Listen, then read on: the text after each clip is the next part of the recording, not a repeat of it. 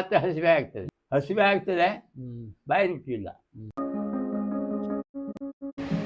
ದುಡ್ಡು ಬೇಕಾಗಿ ಎಲ್ಲಿ ಉಂಟು ದುಡ್ಡು? ಇನ್ವೆಸ್ಟ್ಮೆಂಟ್ ಎಲ್ಲ ಬೇಕಿತ್ತು. ಏನು ಸಾಲ ಏನಾದ್ರು ಮಾಡಿದ್ರ? ಸ್ವಂತ ದುಡ್ಡಿನ ಸಾಲ ಮಾಡಿ, ಸಾಲ ಬ್ಯಾಂಕಿಂದ ಸಾಲ ಮಾಡಿದ್ರಿ? ಹೌದು ಹೌದು. ಸಿನಿಮಾ ನೋಡ್ತಾ ಇದ್ರ ಹಿಂದೆ? ತುಂಬಾ ಕಡಿಮೆ ಇದ್ರೆ. ನೀವು ಈಗ 102 ವರ್ಷ ಎಲ್ಲ ಗಟ್ಟಿಯಾಗಿ ನೆನಪಿದೆ ಮಾತಾಡ್ತೀರಿ ಎಲ್ಲ. ನಿಮ್ಮ ಈ ಆರೋಗ್ಯದ ಒಂದು ಗುಟ್ಟು ಏನು? ಒಳ್ಳೇದಾಗ್ತದೆ, ಹೇಗೆ ಬೆಳೆಯುತ್ತದೆ, ತುಂಬಾ ವರ್ಷ ಬೆಳೀತದೆ ಅಂತ ಹೇಳಿ. ಸ್ವಾತಂತ್ರ್ಯಕ್ಕಿಂತ ಮೊದಲೇ ನೋಡಿದ್ದೀರಾ ದೇಶವನ್ನು? ನೋಡ್ಲೇಬೇಕಲ್ಲ.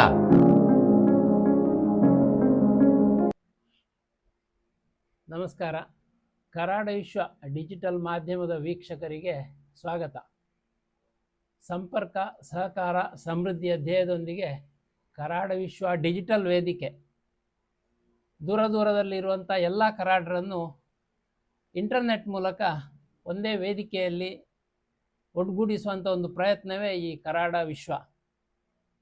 ಈ ಕರಾಡ ವಿಶ್ವದ ಮೂಲಕ ಕರಾಡ ಬ್ರಾಹ್ಮಣ ಸಮಾಜದ ಹಿರಿಯರನ್ನು, ಸಾಧಕರನ್ನು, ಪ್ರತಿಷ್ಠಿತರನ್ನು ಪರಿಚಯಿಸಿ ನಮ್ಮ ಸಮಾಜದ ಬಂಧುಗಳಿಗೆ ಅವರ ಸ್ಫೂರ್ತಿಯ ಮಾತುಗಳನ್ನು ಕೇಳಿಸುವುದು ಆ ಕಾರ್ಯಕ್ರಮದ ಉದ್ದೇಶ. ಸಾಧಕರಾಗಿ ಇವತ್ತು ನಮ್ಮ ಜೊತೆಗೆ ಹಿರಿಯರಾದಂತಹ 102 ವರ್ಷ ಸಾರ್ಥಕ ಜೀವನ ನಡೆಸಿ ಕಿರ್ಲೋಸ್ಕರ್ನಂತಹ ಪ್ರತಿಷ್ಠಿತ ಸಂಸ್ಥೆಗಳಲ್ಲಿ ಉದ್ಯೋಗವನ್ನು ತ್ಯಜಿಸಿ ಸ್ವಂತ ಉದ್ಯಮವನ್ನು ಸ್ಥಾಪಿಸಿ ಕರಾಡ ಬ್ರಾಹ್ಮಣರಿಗೆ ಉದ್ಯೋಗವನ್ನು ನೀಡಿ ಉದ್ಯಮಗಳನ್ನು ಸ್ಥಾಪಿಸಲಿಕ್ಕೆ ಸ್ಫೂರ್ತಿಯಾದಂಥ ಉದ್ಯಮಿ ಶ್ರೀಯುತ ಚೇರ್ಕೂಡ್ಲು ಸೀತಾರಾಮ್ ಭಟ್ ಅವರಿಗೆ ಕರಾಡ ವಿಶ್ವದ ಪರವಾಗಿ ಆತ್ಮೀಯ ಸ್ವಾಗತ. ಸೀತಾರಾಮಣ್ಣ, ನಿಮ್ಮ ಬಾಲ್ಯ ಎಲ್ಲಿಯ? ಇದೇ ಊರಿನಲ್ಲಿ ಆಯ್ತಾ? ವಿದ್ಯಾಭ್ಯಾಸ ಎಲ್ಲ ಹೇಗೆ ಆಯ್ತು ಅಂತ ಸ್ವಲ್ಪ ಹೇಳ್ಬೋದಾ? ನನ್ನದು ಸಣ್ಣದಿರುವಾಗ ಏತಡ್ಕ ಅಂತ ಒಂದು ಜಾತ್ರೆಗಳಲ್ಲಿ ನಾವು ಅಲ್ಲಿ ಇದ್ದೇವಾಗ ಅಲ್ಲಿ ಒಂದು ಎಲಿಮೆಂಟ್ರಿ ಶಾಲೆ ಇತ್ತು. ಅಲ್ಲಿ ನಾನು ಹೋಗಿದ್ದೆ. ಅಲ್ಲಿ 4 ವರ್ಷ ಸ್ಟಡಿ ಮಾಡಿದೆ. ಆಮೇಲೆ ಅಲ್ಲಿಯ ಶಾಲೆ ಮುಗಿಯಿತು.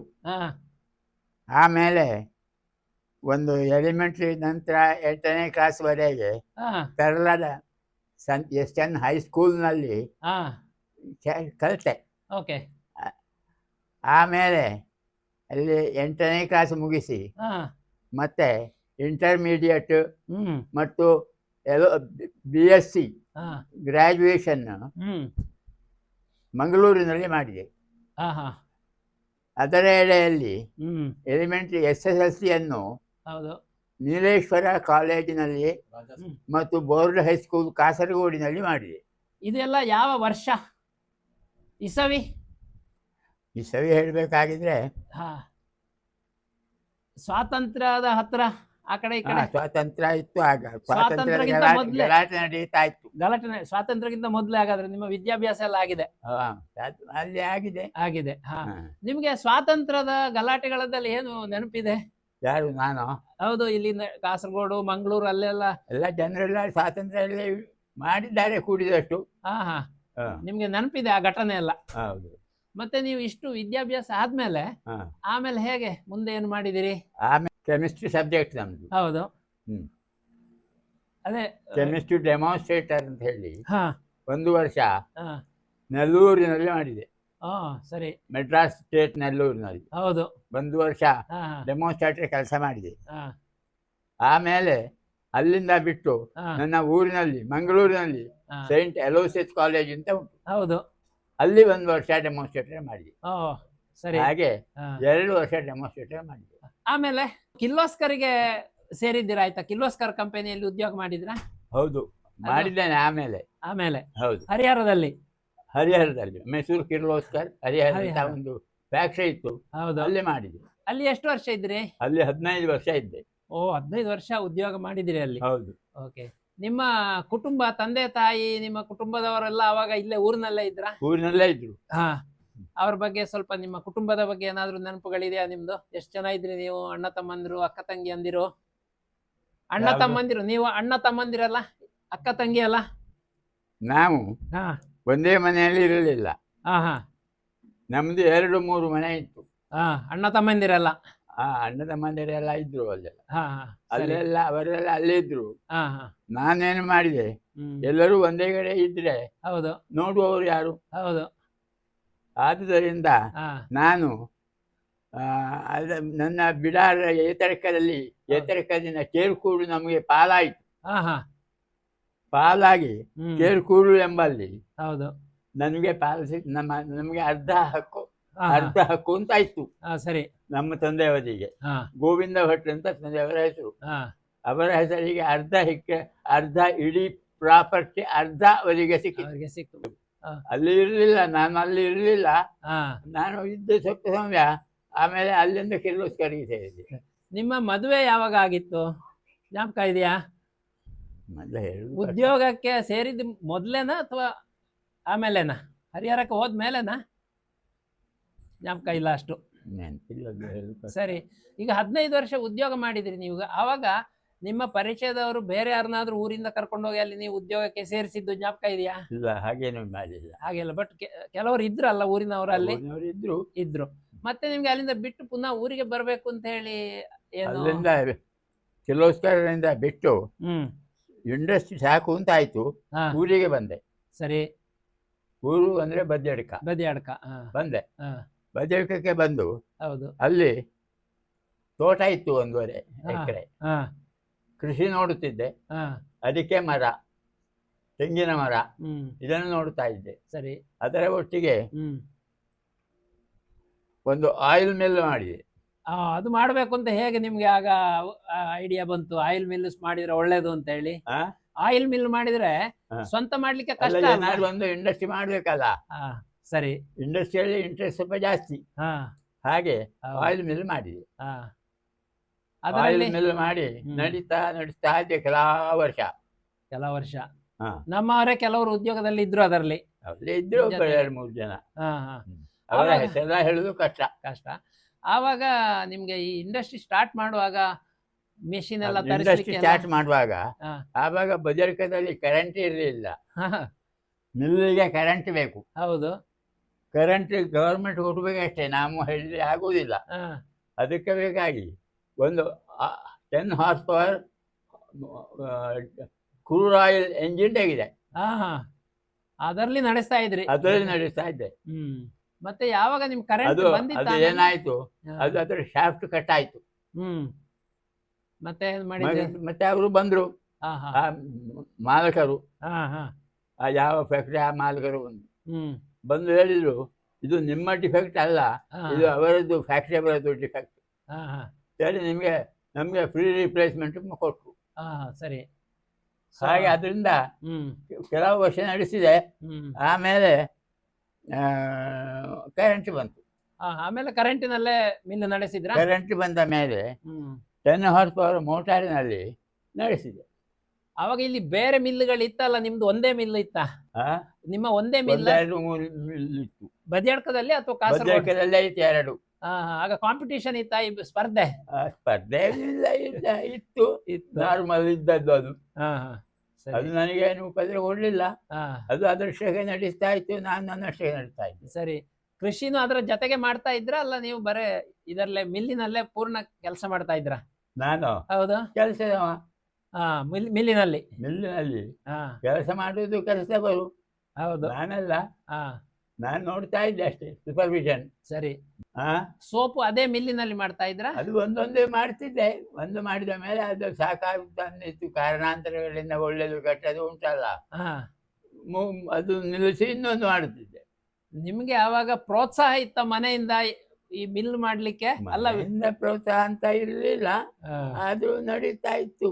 ಅದಕ್ಕೆ ಇನ್ವೆಸ್ಟ್ಮೆಂಟ್ ಎಲ್ಲ ಬೇಕಿತ್ತು. ಏನು ಸಾಲ ಏನಾದ್ರು ಮಾಡಿದ್ರ? ಸ್ವಂತ ದುಡ್ಡಿನ ಸಾಲ ಮಾಡಿ. ಸಾಲ, ಬ್ಯಾಂಕಿಂದ ಸಾಲ ಮಾಡಿದ್ರಿ? ಹೌದು ಹೌದು. ಸರಿ. ಎಂತ ಬ್ಯಾಂಕ್? ಸಿಂಡಿಕೇಟ್ ಬ್ಯಾಂಕ್ ಇರ್ಬೇಕಾ ಅವಾಗ? Syndicate bank. ಸಿಂಡಿಕೇಟ್ ಬ್ಯಾಂಕಿನಿಂದ ಸಾಲ ತೆಗೆದು ಮಾಡಿದೆ. ಮೆಡಿಕಲ್ ಶಾಪ್ ಮಾಡಿದೆ. ನಿಮ್ಮ ಮಕ್ಕಳು ಮಿಲ್ಲಿಗೆ ಬಂದು ನಿಮ್ ಜೊತೆ ಕೆಲಸ ಮಾಡ್ತಾ ಇದ್ರಾ? ನನ್ನ ಮಕ್ಕಳು? ಹೌದು. ನನ್ನ ಮಕ್ಕಳು ಒಬ್ಬನೇ ಇದ್ದದ್ದು, ಇವನು ಮಗ. ಒಬ್ಬನೇ ಇದ್ದ, ಅವನಿಗೆ ಬೇರೆ ಕೆಲಸ ಉಂಟಲ್ಲ. ಓಕೆ, ಅವ್ರು ಬೇರೆ ಮನೆ ಕೆಲಸ ಉಂಟು, ಅದು ಉಂಟು, ಇದು ಉಂಟು. ಅವನಿಗೂ ಪಾಠ ಕಲಿಬೇಕು, ಪಾಠ ಮಾಡಬೇಕು, ಹಾಗೆಲ್ಲ ಇತ್ತು ಅವನದ್ದು. ಅಲ್ಲ ಈಗ ನೀವು ಬೇರೆ ನಮ್ಮ ಕೆಲಸದವರೇ ಇದ್ರು. ಈಗ ನಿಮ್ಮ ಅನುಭವದಲ್ಲಿ ಹಾ. ಕೃಷಿ ಮಾಡುವುದು ಒಳ್ಳೆಯದಾ ಅಥವಾ ಉದ್ಯಮ ಈ ತರ ಮಿಲ್ ಮಾಡಿ ಕೃಷಿಯು ಮಾಡ್ತಿದ್ದೆ ಒಟ್ಟಿಗೆ.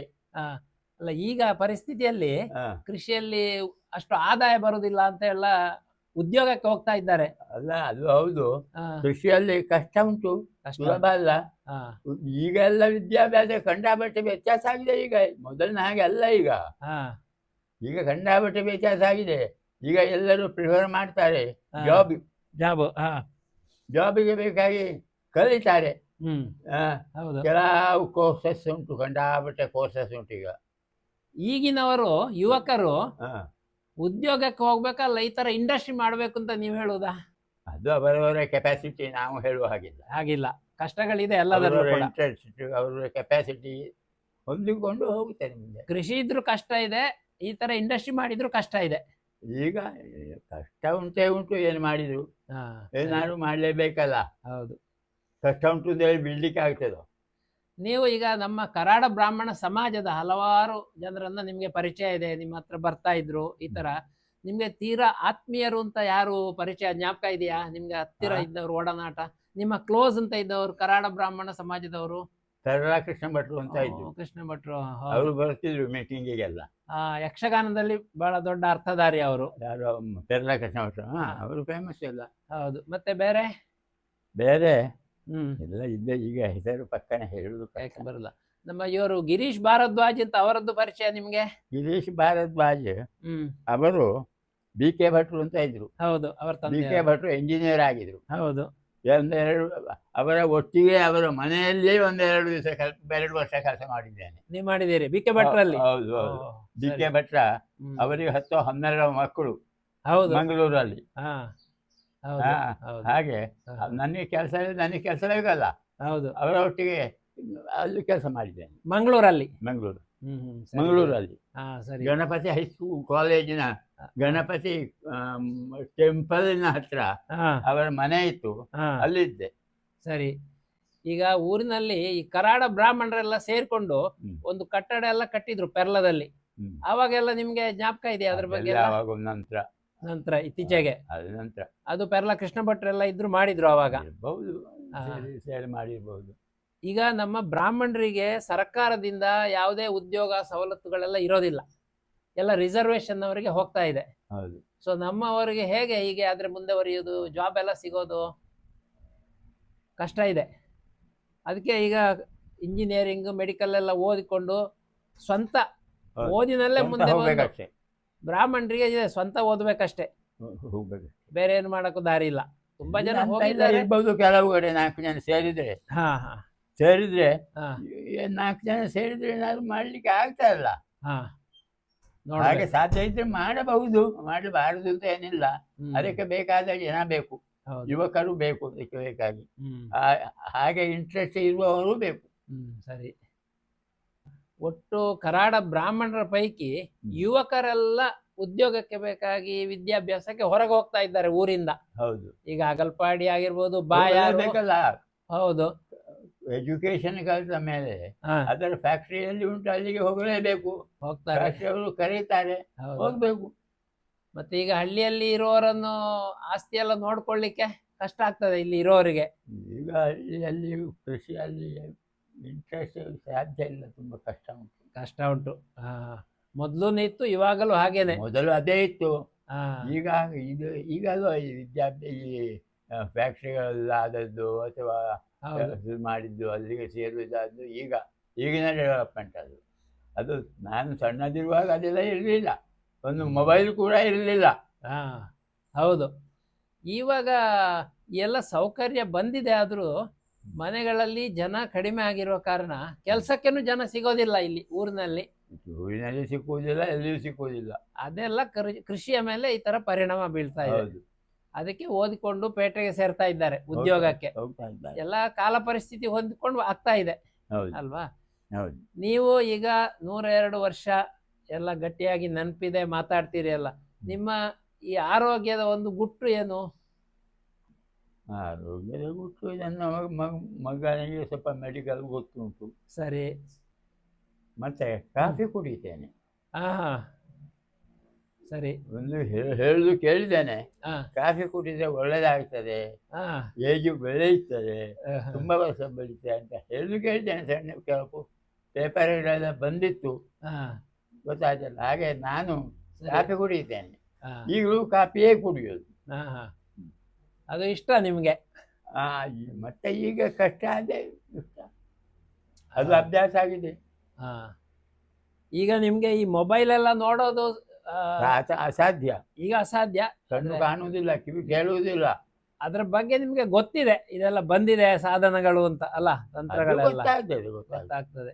ನೀವು ನ್ಯೂಸ್ ಪೇಪರ್ ಎಲ್ಲ ಓದ್ತಾ ಇದ್ದೀರಾ?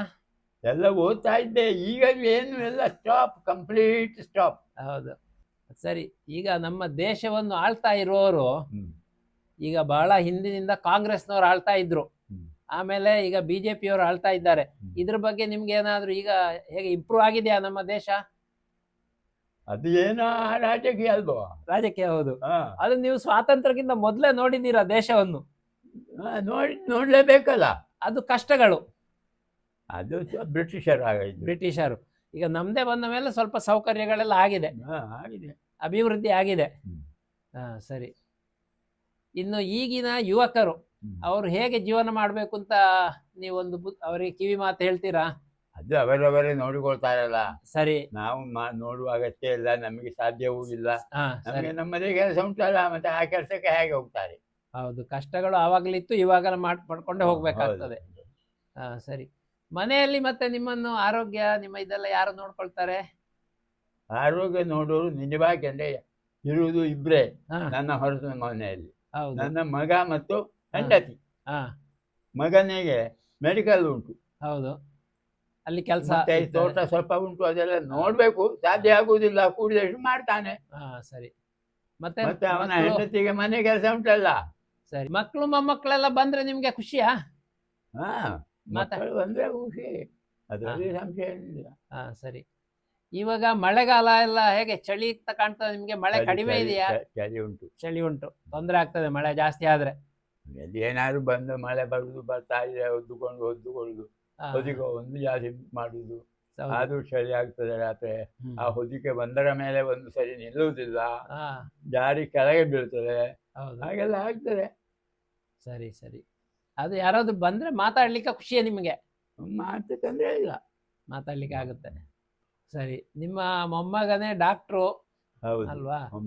ಇನ್ನು 2 ವರ್ಷ ಉಂಟು ಅವನಿಗೆ, ಇನ್ನು ಉಂಟು. ಅದು ಆಗುವವರೆಗೆ ತುಂಬಾ ಕಷ್ಟ. ಇವಾಗೆಲ್ಲ ಹೊಸ ಹೊಸ ಆವಿಷ್ಕಾರಗಳಾಗಿದೆ, ಯಂತ್ರಗಳೆಲ್ಲ ಬಂದಿದೆ ಆಸ್ಪತ್ರೆಗಳಲ್ಲಿ, ಔಷಧಿಗಳೆಲ್ಲ. ಬಟ್ ನೀವು ಇರುವಾಗ ಕಾಲ್ನಡಿಗೆಯಲ್ಲಿ ಹೋಗೋದು ಅದೇ ಒಳ್ಳೆ ಆರೋಗ್ಯಕ್ಕೆ ಒಳ್ಳೇದು ಅಂತ ಹೇಳಿ ಅಲ್ವಾ? ಹಾಗೆ ಇತ್ತು ಅವಾಗ? ಹಾಗೆ ಇರಬಹುದು ಅಂತ, ಹಾಗೆ ಇರ್ಬೋದು ಅಂತ ಅನ್ನಿಸ್ತದೆ. ಸ್ವಲ್ಪ ಕಷ್ಟಪಟ್ಟು ಕೆಲಸ ಮಾಡಿದ್ದು, ನಡ್ಕೊಂಡೇ ತುಂಬಾ ದೂರ ಎಲ್ಲರೂ ಹೋಗ್ತಾ ಇದ್ರು. ಹೌದು, ಅದೇ ದಿವಸ ಹೋಗ್ತಿದ್ದೆ ಅಲ್ಲ, 1 ಮೈಲ್ ಬದರ್ಕಾಯಿ ಇಲ್ಲಿಂದ ಆಗ್ತದೆ. ಹೌದು. ಅದರಲ್ಲಿ ಶಾಲೆಗೆ ಹೋಗುವಾಗ ಎಲಿಮೆಂಟ್ರಿ ಶಾಲೆ ನೆಕ್ಸ್ಟ್ ಶಾಲೆಗೆ 4 ಮೈಲು ದೂರ ಇತ್ತು. ಅಷ್ಟು ನಡ್ಕೊಂಡು ಹೋಗ್ಬೇಕಿತ್ತು. ಅದು ಗುಡ್ಡೆ, ದೊಡ್ಡ ಮೌಂಟನ್, ಎವರೆಸ್ಟಿನ ಹಾಗೆ. ಮೇಲೆ ಗುಡ್ಡೆ ಹತ್ತಿ ಕೆಳಗೆ ಇಳಿದು ಹತ್ತಿ ಮೇಲೆ ಪುನಃ ಹೋಗ್ಬೇಕಾಗಿತ್ತು. ಹೌದು, ಆದ್ರೂ ಹೋಗ್ತಿದ್ದೆ. ಏನ್ ಮಾಡುದು, ಉಪಾಯ ಬದಲು. ನಿಮ್ಮ ಜೊತೆಗೆ ಉಳಿದವರು ಬರ್ತಾ ಇದ್ರಲ್ಲ ಶಾಲೆಗೆ ಹೋಗುವವರು?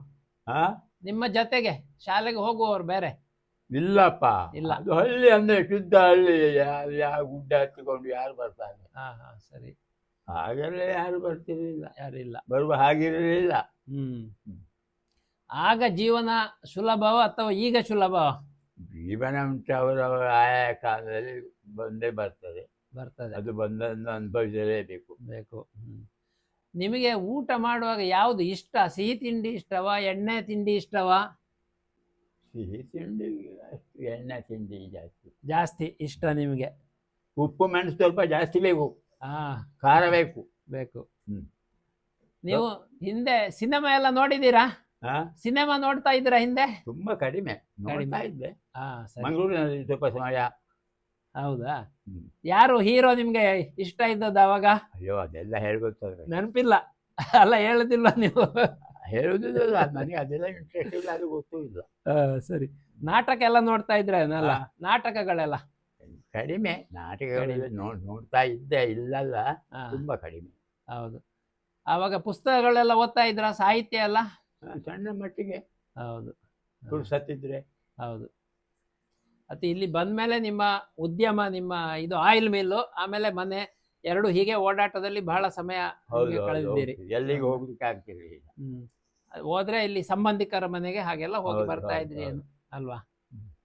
ಸರಿ. ಇದೆಲ್ಲ ಹೌದು.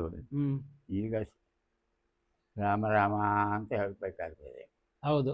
ಯಾಕಂದ್ರೆ ಹಾ. ಸಂಗತಿ ಕೇಳಿದರೆ ತುಂಬಾ ಕಷ್ಟ, ಹ್ಮ್ ತುಂಬಾ ಸಮಸ್ಯೆಗಳು ಉಂಟು ಪ್ರಾಯ ಆದ ಕೂಡಲೇ. ನೋಡಿ, ನಮಗೆ ನಿದ್ದೆ ಬರುವುದಿಲ್ಲ, 24 ಗಂಟೆಯೂ ನಿದ್ರೆ ಇಲ್ಲ. ಹಸಿವೆಲ್ಲ ಆಗ್ತದ? ಊಟ ಎಲ್ಲ ಮಾಡ್ತೀರಾ ಸರಿಯಾಗಿ? ಸರಿಯಾಗಿ ಸ್ವಲ್ಪ ಮಾಡ್ತೀರಿ. ಬಾಯಿ ರುಚಿ ಇಲ್ಲ. ಇಲ್ಲ. ಹಸಿವೆ ಆಗ್ತದೆ, ಬಾಯಿ ರುಚಿ ಇಲ್ಲ. ನಡು ರಾತ್ರಿ ಹಸಿವೆ ಆಗ್ತದೆ. ನನ್ನ ಮನೆಯವರೇ ಹುಡುಗರಿಗೆ ಕೊಟ್ಟೆ ಆಯಿಲ್ ಮಿಲ್. ಅವರು ಒಂದು ವರ್ಷ 2 ವರ್ಷ ನಡೆಸಿದ್ರು. ಆಮೇಲೆ ಅವರು ಕ್ಲೋಸ್ ಮಾಡಿದರು ಅದನ್ನು. ಆಮೇಲೆ ಕ್ಲೋಸ್ ಮಾಡಿದ್ದು ಕ್ಲೋಸೇ, ಅವರು ಬೇರೆ ಉದ್ಯೋಗ ಹಿಡಿದರು. ಯಾಕೆ ಆಗಿಲ್ಲ ಮುಂದುವರಿಸಲಿಕ್ಕೆ? ದುಡ್ಡಿಲ್ಲ, ಜನ ಇಲ್ಲ. ಮೊದಲು ಫ್ರೆಂಡ್ಸ್ ಹೇಳಿದ್ರು ನಾವು ಹೆಲ್ಪ್ ಮಾಡುವ ಅಂತ ಹೇಳಿ. ಆಮೇಲೆ ಎಲ್ಲರೂ ಹಿಂದೆ ಸೇರಿದ್ರು. ಹಾಗೆ ಒಬ್ಬರು ಇದ್ರು ಅಮೃತ ಅಂತ ಹೇಳಿ, ಅವರನ್ನು ಹಿಡ್ಕೊಂಡೆ. ಅವರು ಏನೋ ಇಂಡಸ್ಟ್ರಿ ಮಾಡಿದರು. ಸಕ್ಸಸ್ ಆಯ್ತಾ? ಅದು ಸಕ್ಸಸ್ ಆಯಿತು. ಅದು ಸ್ವಲ್ಪ ವರ್ಷ ನಡೆಯಿತು. ಹುಬ್ಬಳ್ಳಿಯಲ್ಲಿ ಇದ್ದು ನಾನು ಅವರೊಟ್ಟಿಗೆ ಇದ್ದೆ. ಮತ್ತು ಮನೆಗೆ ಬಂದೆ. ಈಗ ಮನೆಯಲ್ಲಿ ಇರ್ತಿದ್ದೆ, ಯಾವಾಗಾದರೂ ಹುಬ್ಬಳ್ಳಿಗೆ ಹೋಗ್ತಿದ್ದೆ. ಅಲ್ಲೇ ಇಂಡಸ್ಟ್ರಿ ಮಾಡಬೇಕು ಅಂತ ಅಂದಿಸಿಲ್ಲ ನಿಮಗೆ ಹುಬ್ಬಳ್ಳಿಯಲ್ಲೇ? ಯಾಕೆ ಸಾಧ್ಯ? ದುಡ್ಡು ಬೇಕು, ಜನ ಬೆಂಬಲ ಬೇಕು, ಎಲ್ಲ ಬೇಕಲ್ಲ. ದುಡ್ಡು ಬೇಕಾಗಿ ಎಲ್ಲಿ ಉಂಟು ದುಡ್ಡು?